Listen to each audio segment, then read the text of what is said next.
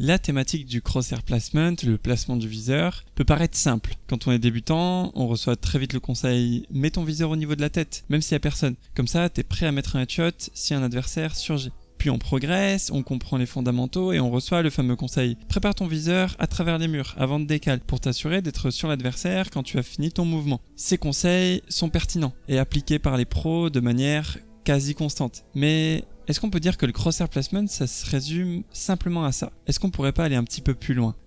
Bienvenue dans ce nouveau guide dans lequel je vais vous partager ma vision de cette thématique. On va accompagner ça par des exemples de match pro et des exercices pour s'améliorer dans celle-ci.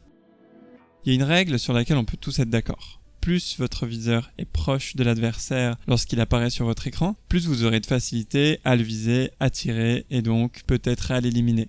Il y a deux cas très différents qui font appel au crosshair placement et on va les distinguer de cette manière. Le crosshair placement actif, c'est-à-dire quand on décale, quand on est en mouvement, et le crosshair placement passif, c'est-à-dire la ligne qu'on prend quand on attend un adversaire. On va commencer par le premier cas, le crosshair placement actif, qui est selon moi moins long et complexe à aborder que l'autre. Lorsque vous décalez une zone, vous devez toujours imaginer où peut se situer votre cible. Ça demande de la discipline, de la connaissance, de la mémoire et de l'entraînement. De la discipline car vous devez être conscient que si vous allez trop vite sur une zone adverse sans préparer votre viseur sur vos angles, vous serez désavantagé. De la connaissance et de la mémoire car vous devez vous souvenir de chaque angle un par un et savoir où votre viseur doit être. On fait donc appel naturellement à la mémoire musculaire. De l'entraînement, car si vous décalez mal ou que votre crosshair est une fois sur deux mal placé, vous diminuez vos chances de gagner votre duel puisque vous êtes soit imprécis, soit avec votre viseur loin de votre cible. Si vous voulez vous appliquer au maximum et que la situation le permet, prenez entre une demi-seconde et une seconde environ pour vous arrêter, pour bien préparer votre viseur à travers le mur au lieu d'avancer en ligne par ligne. Ça, je l'avais déjà expliqué dans ma vidéo sur l'avantage à la décale. Et vous l'avez probablement déjà remarqué chez les joueurs pros. Ça vous permet aussi de replacer votre souris au centre de votre tapis pour tirer au maximum profit de votre mémoire musculaire. Parlons maintenant du crosshair placement passif. Imaginez que vous prenez une ligne, on va faire pause et on va se mettre dans la peau de l'adversaire. Quand l'adversaire décale une ligne, sans qu'on parle de grenade, il va y avoir plusieurs comportements possibles, que voici. Il peut décaler rapide et large, s'il veut prendre de l'espace par exemple. Il peut décaler rapide et court, s'il veut tenter d'éliminer son adversaire le plus vite possible. Il peut décaler en slow ou accroupi. Décaler accroupi lui permet de casser le crosshair placement. Il peut mettre des coups d'épaule. Et pour finir, il peut faire ce que j'appelle une erreur de perspective, c'est-à-dire ne pas être conscient qu'il peut être vu de certains angles. Ça peut être en montrant le bout de son arme ou une partie de son corps. Maintenant qu'on est conscient des situations, remettons-nous dans la peau de notre joueur passif, qui ne sait toujours pas où il doit viser. Est-ce qu'il doit viser plutôt dans cette zone-là ou plutôt vers là ? On va étudier les deux possibilités qui sont les plus fréquentes. Mais avant tout, n'oubliez pas une chose. Si vous pensez que votre ligne n'est pas une ligne cassée, vous avez un désavantage. Donc si possible, jouez en random pick ou améliorez votre placement. Le random pick, je l'explique dans ma vidéo sur la perspective. Alors voyons le premier cas. Dans le cas où il prend une ligne serrée, c'est-à-dire une ligne proche de l'obstacle qui le sépare de sa cible potentielle. Si l'adversaire décale large, son viseur est loin de lui. Il doit donc ajuster. Cependant, l'adversaire doit s'immobiliser et la décale large est évidemment plus longue en temps qu'une décale courte, ce qui laisse le temps au joueur de viser, tirer, voire même de se replacer en même temps. Si l'adversaire décale court, notre viseur est très proche de lui, voire totalement sur lui. L'ajustement est léger et le tir sera plus précis. Cependant, je le répète encore une fois, dans ce cas et dans le cas précédent, si l'adversaire vous vise sur sa décale, il a l'avantage. Et si vous vous demandez pourquoi, j'ai aussi fait une vidéo sur ça, c'est ma toute première sur l'avantage à la décale. Si l'adversaire décale en slow ou accroupi, mon viseur est encore une fois très proche de la cible au moment où elle apparaît. Si l'adversaire met des coups d'épaule et que vous avez l'avantage sur la perspective, vous pouvez soit l'éliminer si son coup d'épaule est trop large, soit le toucher d'environ 1 ou 2 hits. Attention, après ça, il faudra choisir directement, soit de commit et décaler sur votre duel, soit de vous replacer, mais ne restez pas immobile, car dans ce cas-là, vous pourrez être sûr qu'il préparera son viseur et qu'il vous décalera, ce qui sera plus avantageux pour lui que pour vous. Si l'adversaire fait une erreur de perspective, votre viseur est là aussi proche de ce dernier. Voyons voir maintenant ce que ça donne si on prend une ligne plus large. Sur une décale large, le viseur est proche de l'adversaire quand celui-ci apparaît à l'écran. Parfait.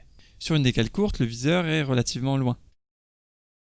Sur une décale en slow ou accroupi, le viseur est également loin, donc plus d'ajustements à faire qu'une ligne serrée. Sur un coup d'épaule, c'est très difficile, voire quasi impossible, de hit ou de punir l'adversaire si on a une ligne large. Et sur une erreur de perspective, le viseur est encore une fois plus loin que si on a notre viseur près de l'obstacle. On ne peut pas punir l'adversaire aussi vite qu'on le voudrait. Et le timing est parfois très serré. Voilà pourquoi selon moi, le plus souvent, avoir une ligne serrée est avantageux. Et c'est d'ailleurs pour ça qu'on voit les pros avoir une ligne très proche de l'obstacle.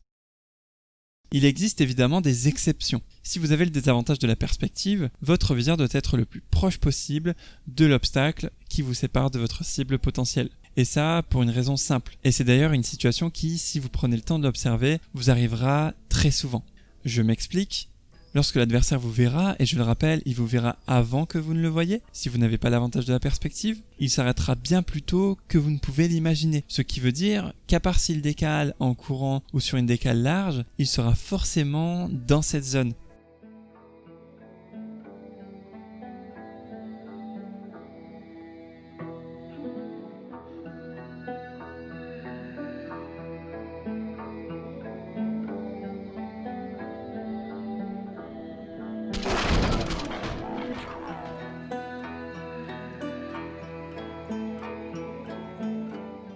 Autre exception, si vous entendez l'adversaire courir, vous pouvez décider de viser plus large, mais il se peut quand même que l'adversaire s'arrête ou mette un coup d'épaule. Encore une exception qui me paraît notable, si votre adversaire est low HP, il est évidemment très conseillé de viser le corps. Et dans ce cas-là, il faut être sûr que vous tuerez d'une balle dans le corps. Donc le HP est relatif à l'arme que vous avez. S'il a environ 50 HP à cette distance et que vous êtes au deagle, c'est le corps qu'il faut viser. S'il a, disons, 25 HP, qu'il a un Kevlar et que vous êtes à l'USP ou au P250, vous ne tuerez pas l'adversaire en un hit. Il faudra donc choisir entre la tête ou le corps. Et là, ça dépend aussi de vos HP à vous. Évidemment, il y a plein d'autres cas, il y a des cas exceptionnels, mais les exemples que je vous ai donnés sont génériques et couvrent une grande majorité des possibilités.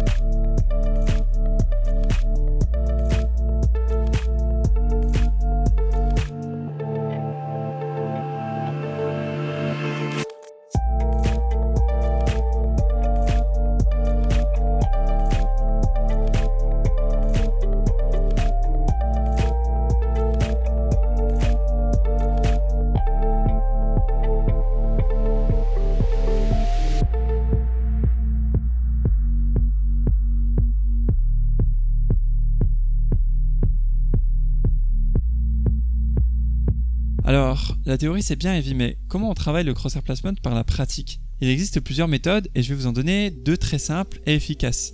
Les maps IPRAC de YesBear sur lesquelles vous apprendrez des angles importants à checker. Ça vous permet d'avoir la culture de chaque map et de développer votre crosshair placement et votre mémoire musculaire sur chaque point important. Vous pouvez aussi faire du deathmatch only headshot, si possible sur chaque map. Ça vous aidera bien évidemment à augmenter votre mémoire musculaire sur la map. Attention cependant, impossible de s'entraîner à connaître tous les spots importants à checker quand on est en deathmatch, puisque c'est clairement la jungle. J'espère que ce contenu vous a plu, et si c'est le cas, n'hésitez pas à le promouvoir. On se retrouve bientôt pour une prochaine vidéo sur YouTube, et n'oubliez pas, je me mets à streamer beaucoup plus régulièrement, donc vous pouvez venir me soutenir et me regarder en stream sur twitch.tv/evicsgo. Vous êtes déjà plus de 100 subs en 10 jours, c'est génial, merci à vous, salut.